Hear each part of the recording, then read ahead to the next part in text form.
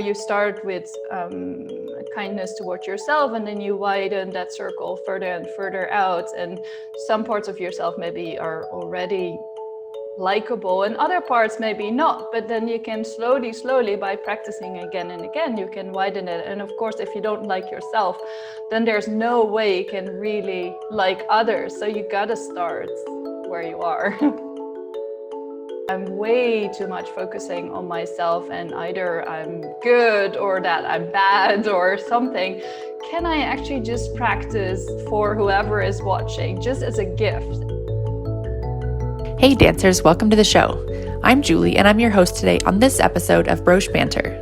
I both own and teach at Broche Ballet, a virtual ballet school just for adults. Join us as we explore all things adult ballet. Today on the show, I chat with Marieke, who lives in the Netherlands and dances ballet. We talk about her winding journey as a ballet dancer, but also about mindfulness, ego, and how she has learned to quiet the judgmental mind and love to dance. I hope you love this episode as much as I do. Enjoy! Welcome, Marieke, to the show. I'm so excited to be able to chat with you today. Yeah, I'm excited too. I love listening to this podcast, so I'm also happy to contribute to it. And where are you calling me from today? From Groningen in the Netherlands. It's all the way in the north. Of all the countries, we've had two guests from the Netherlands. How funny. Yeah, wow. There's lots of ballet happening in the Netherlands, clearly. Well, the Dutch National Ballet is just amazing. Yeah, I love it too. And then, of course, we have Netherlands Dance Theater as well. So, yeah. Amazing. So let's just get started with a little bit of your background. How did you get into ballet? How did you get from, beginning to where you are now? Yeah, so that's a really funny story in a way, because when I grew up, I started with gymnastics. My mom thought that I was kind of stiff, so I needed to be put in something, so gymnastics, and I kind of enjoyed it. But I actually, especially the parts where you do all these exercises just on the mat, not all the stuff where you had to fly around. I was like, that's too scary. But then somehow, when I was about 11, I read this book in the library that was about ballet. And I was like, wow, that looks amazing. All these girls in pink leotards, and then I wanted to check it out, so I went to ballet school and I was like, yeah, cool, this is it, I just want to do this. So of course I wanted to become a ballet dancer, and sadly I never auditioned because my teacher at the time said, yeah, she's just not not talented enough. So I at that time I wasn't so sure of myself, so I was like, I didn't even dare to audition, and I think my parents also weren't too excited about me auditioning anyway. So and so I kept dancing just once a week, and then I moved and I went to a different studio, and then twice a week and 3 times a week gave up the gymnastics and all kinds of other stuff. And then at age 16 or so, I realized I read this magazine, because by that time I've become quite crazy about ballet. So I read this magazine and saw an ad for schools, that Royal Ballet School. I had no idea. So where they auditioned people at 16, 17. So I was like, oh, okay, why not? I'm going to go for it. So I organized really tried to organize a whole schedule for myself in different ballet schools so I could train like 4 or 5 times a week.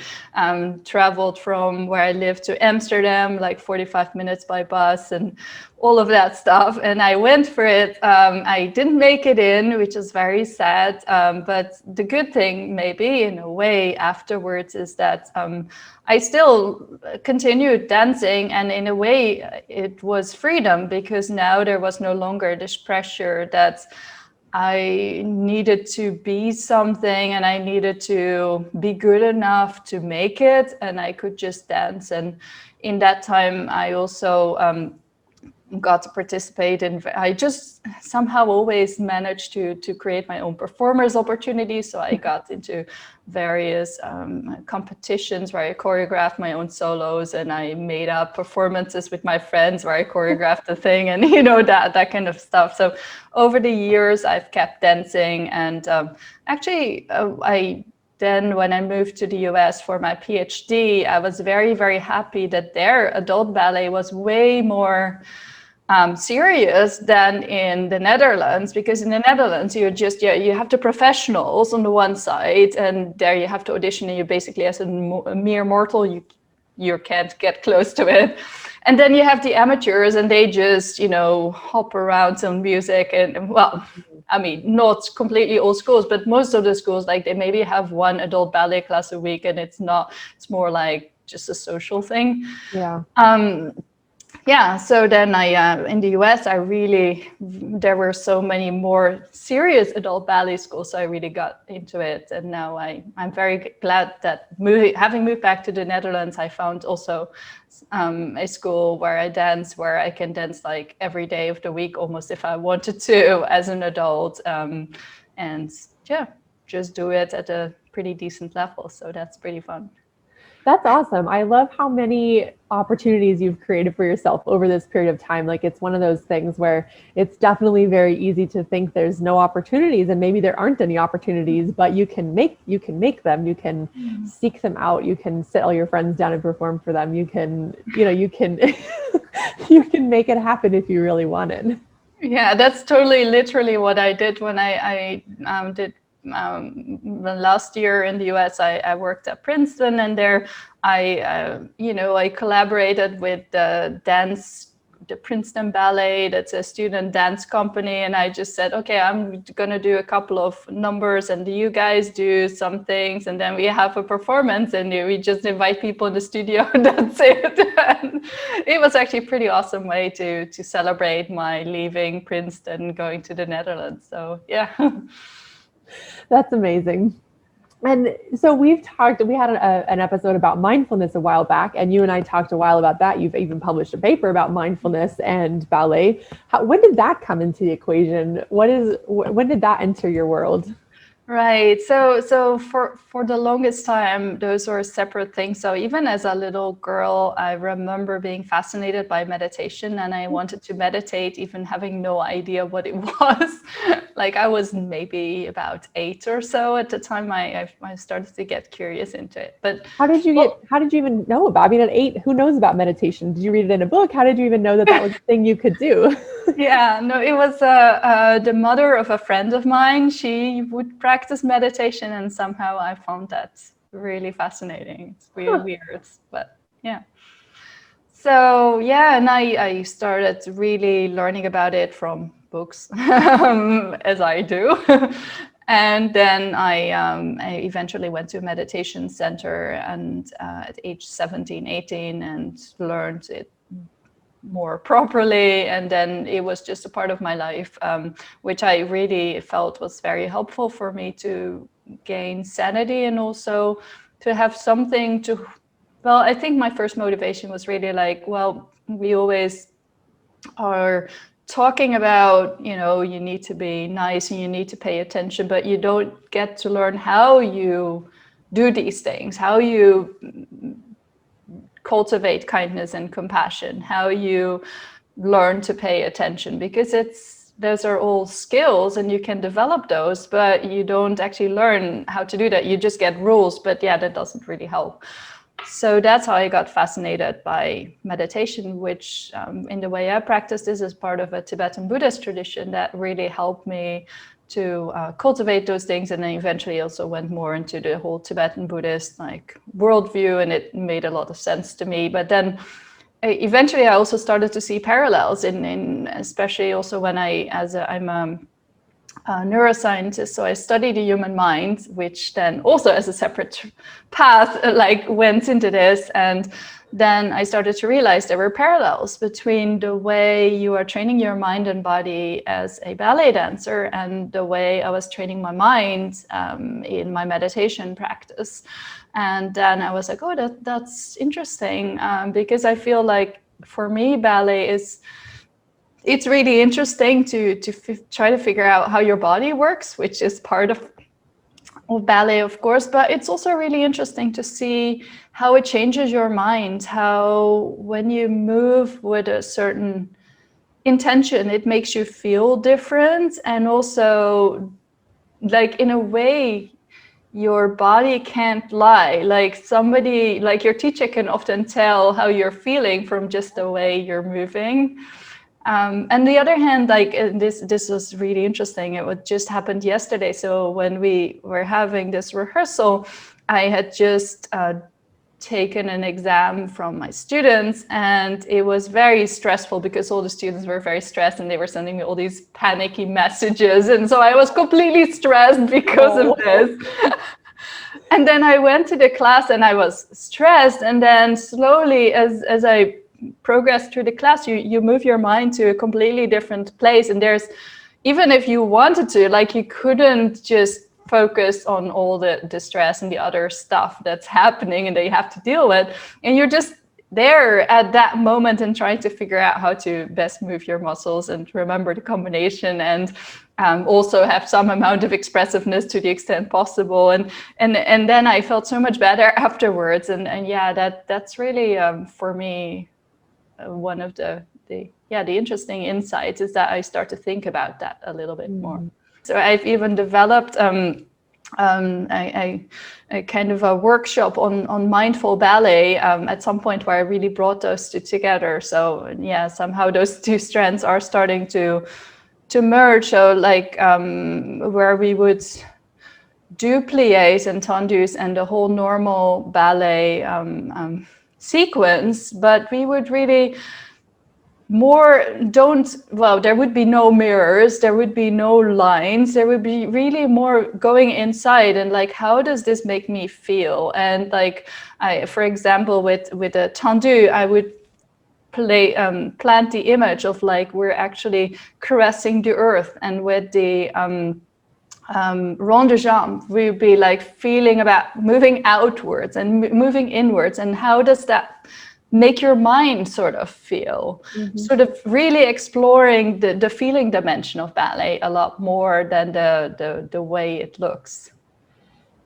So fascinating on so many levels, because first of all, it's very odd to think of ballet as a feeling thing, even though it is very expressive. But when it comes to classical ballet, it doesn't feel like it should be feeling based, because there is a standard of perfection and there is something you're trying to achieve, and it doesn't seem like it matters how you feel if it looks a certain way, whereas yoga is all about how it feels, not how it looks. Ballet feels like the opposite end of that spectrum, although as meditation has come into my life, I've come to understand much more about how you should integrate how it feels into it, because really when you're on stage, you can't look at it, you need to be able to feel it at a certain point in your body.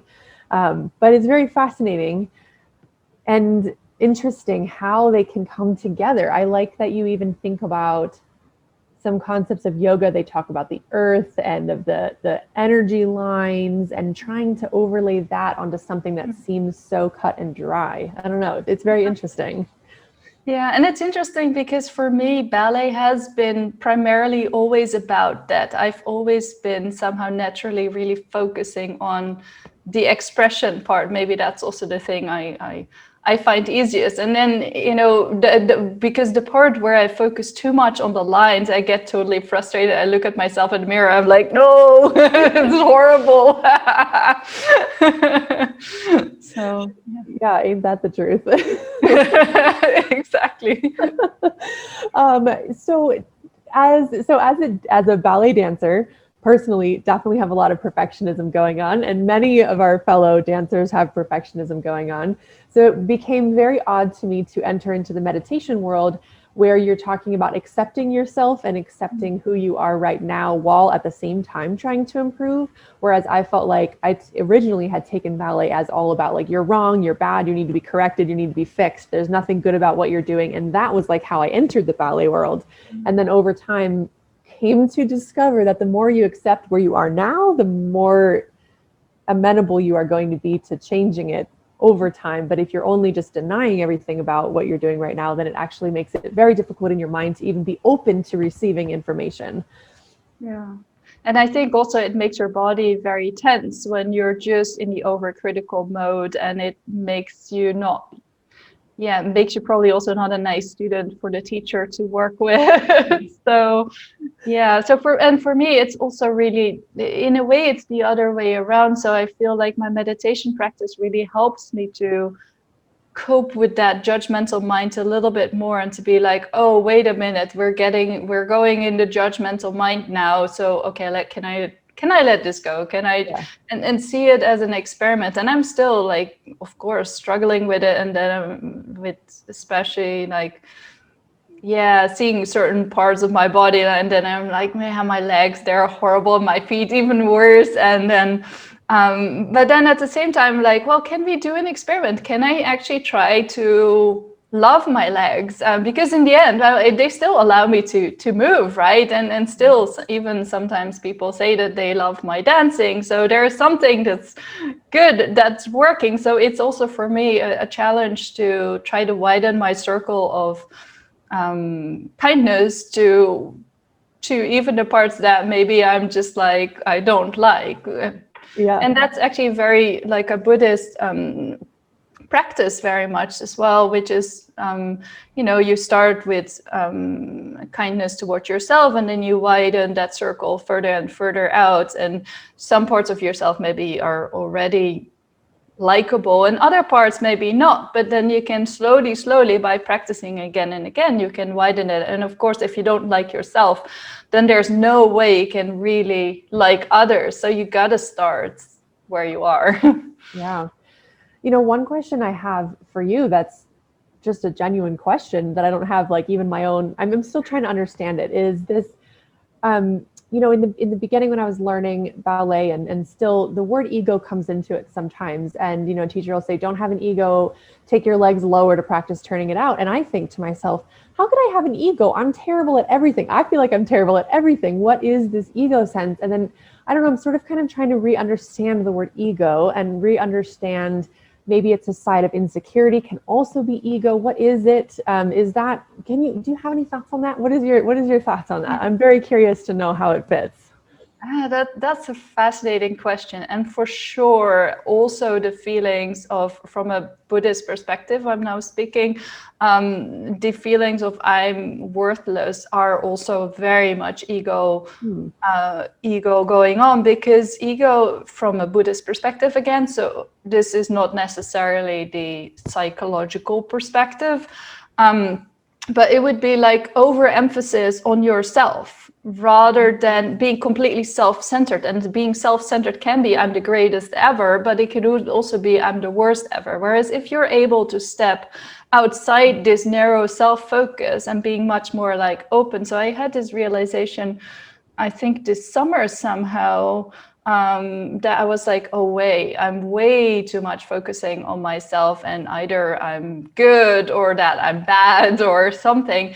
Can I actually just practice ballet, like remembering whenever I remember to just practice it for whoever is watching, just as a gift. And that was that idea really worked for me. And I still have to, remember to practice doing that. But it really felt so much better because I was not, by that way, I was stepping outside my own bubble and going to the bigger bubble.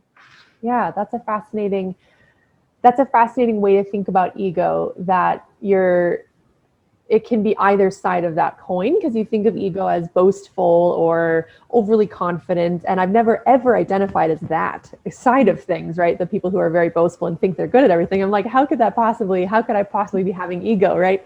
But I don't know, it's very interesting to actually think about it as that you just are overly thoughtful about your own shortcomings or your own greatness. It could be either. Yeah, because then the thing is that, again, from the Buddhist perspective, is then because you're so busy with yourself, you're not open to the needs of the others, and therefore you can't be there for the others, and you close yourself off, basically. So, yeah. Fascinating. Awesome. That definitely puts several more pieces in the puzzle to sort of noodle around on this concept.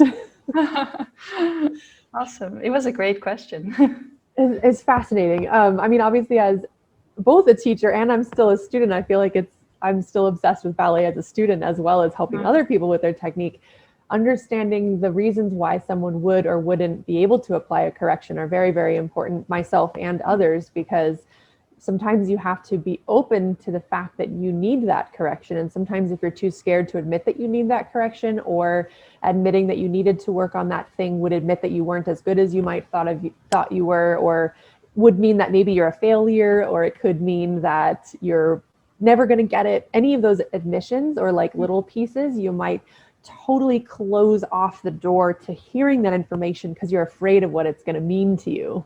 Yeah, totally. So recognizable. We're all sort of plagued with these things, although our weaknesses are sometimes our strengths as well. They push us to greatness if we can kind of learn how to keep them contained. Yeah. So you talked a little bit about when it comes to adult ballet in the US, kind of finding some more opportunities for it. Where were you in the US when you were living here? So I started out near Boston in Waltham, and in Boston itself with Cambridge and stuff, there's fantastic dance studios over there. Although in Waltham itself was the university which had a gym class like twice a week or so. And then I moved to Philadelphia, which was awesome. It had so many places, and also definitely studios dedicated to adult ballet, which is great, because that makes a lot of difference whether the adults are just the front and center, or whether they're just, the afterthought, and yet mostly kids classes. You do notice the difference. And then I moved to Princeton. And then you're close to New York, which is great. So yeah. Yeah, definitely. That over there, East Coast is like Mecca for anything arts, really, but especially adult ballet. Yeah. That's exciting.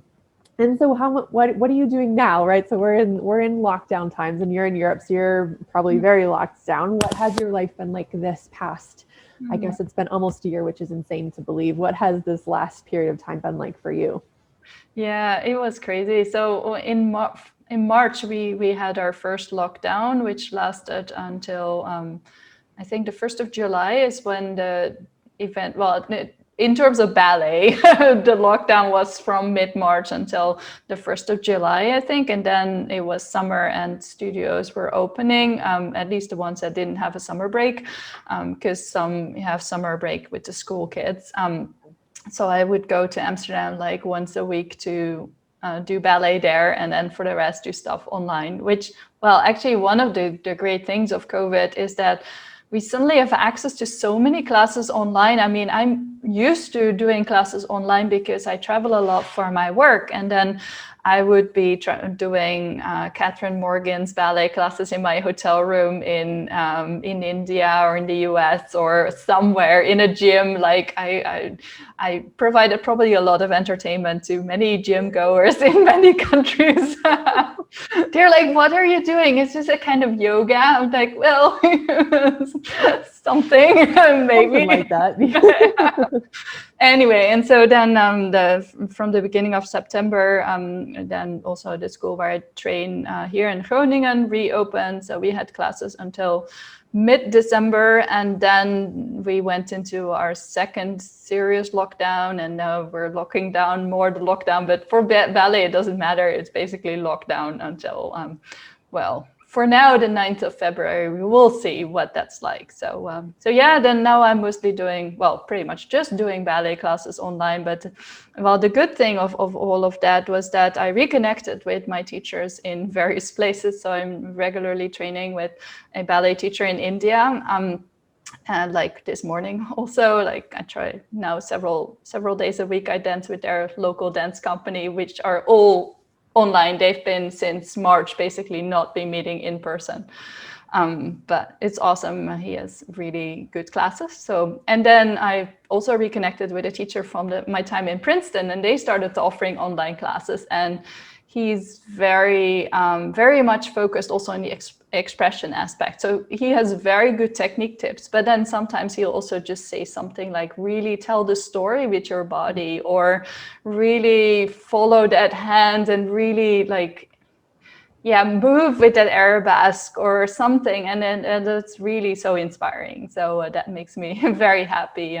And he always is like, "Oh, how is it in the Netherlands?" So it's really nice to have these country connections in dance. Somehow I find that extra special. So So yeah, that's what it's been like. So I actually, at the advice of my Indian ballet teacher, who is actually from Argentina, but he's been living in India for like 20 years or 15 years. He's like, well, in the West, you can actually buy a ballet floor. And I was like, well, you got a point there. So I searched online and I got my own ballet floor, which is not even that expensive to buy, like some ballet, just without the whole sprung wooden thing. I mean, that's the complicated part, but just the surface is not too bad, and now I have my own. My desk is my kitchen table, and next to my kitchen table is my ballet floor, and then in my bedroom I have a bar which I've had already since forever. So yeah, and a big mirror as well. So I'm just really lucky to have a pretty decent home studio situation. Oh my gosh, that's so funny. I feel like in some ways it's like the dream to have a home studio where you can do all this stuff. I mean, the sprung would just be over the top amazing. Yeah, but that was totally my dream, and now I'm like, well, it's a bit different than I would have imagined, but it's not bad. Yeah. So I feel like in this period of time, there's like basically two general senses with online ballet. Like you kind of love it, or you're kind of like just hate it because it reminds you of everything you miss about real life. Do you have any of that sense with it as well, or are you really just kind of like all in? I would say, well, I definitely love being in the studio even more. Like I was so excited when I got back into the studio this summer and this fall. But it's great whether the ballet class online works or not depends a lot on how it's done. Whether the music is horrible, which sometimes Zoom can be horrible with the music. I'm sure you're an expert on that by now. And whether the teacher actually pays attention to the people on Zoom, and there's a large variability in that as well. So if the teacher is engaging with me as a student online, if they're watching and giving corrections sometimes, and sometimes actually the Zoom ballet classes are nice, and then sometimes actually even just an Instagram live class or a class where you get no feedback is also really nice, because sometimes it's nice to have a bit of a chance to not get too distracted by the whole social thing, or where you feel like you have to please this teacher. Sometimes it's really nice to just work on something and be able to go back if you don't get an exercise. And I started to appreciate those dimensions as well. And also now, because I have so much choice in where I can take the ballet classes online with this or that teacher, or choose like something from YouTube or Instagram Live, or I can also really say, well, for now, I'm going to focus on this a little bit or work on that a little bit, and then have a bit more agency there, which obviously you normally don't have when you're working with a teacher, because they have like not just me, but maybe 8 or 10 other students as well. So I find that an attractive part of it as well. So I would say it has both good sides, but I'm very much looking forward to getting back into the studio sometime in the hopefully not too distant future. We'll see. Definitely. Yeah.